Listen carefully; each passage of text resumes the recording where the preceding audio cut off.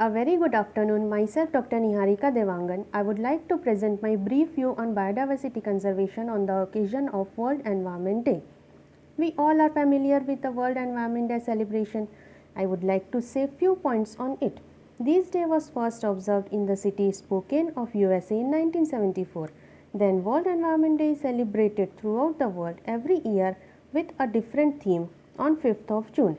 Different country hosts the celebration. This year Colombia is hosting World Environment Day in collaboration with Germany. So now I would like to say one of the most important component of the environment, that is biodiversity. What is biodiversity? In simple words, biodiversity means diversity among the living organisms. And in other words, biodiversity means the variety and variability of living organisms on the planet Earth. Typically, it is a measure of variation at the genetic, species and ecosystem level. The world as an ecosystem is equally belong to each and every living organisms. But human as the most advanced creature has completely dominated the nature.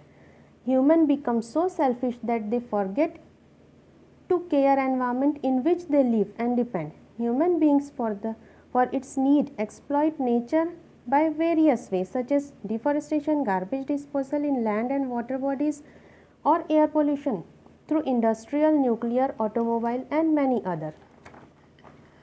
Human activity has altered virtually every corner of our planet from land to ocean. But the emergence of COVID-19 pandemic has understood the fact that when we destroy biodiversity, we destroy the system that support human life. By disturbing the delicate balance of nature, we have created an ideal condition for pathogen including coronavirus to spread. Therefore, there is a vast need to conserve biodiversity and steps must be taken to conserve the biodiversity and to protect the environment through various ways. During the lockdown period, as unbelievable data representing the natural environment without human interference is seen, it may be of decrease in the carbon and nitrogen emission, or it is that the rivers get cleaner and transparent, which enhances biodiversity conservation. We have already seen in news about the Ganga river.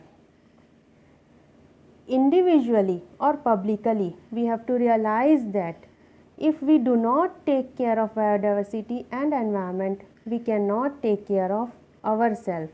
Therefore, it is very much necessary that we have to conserve biodiversity and protect our environment.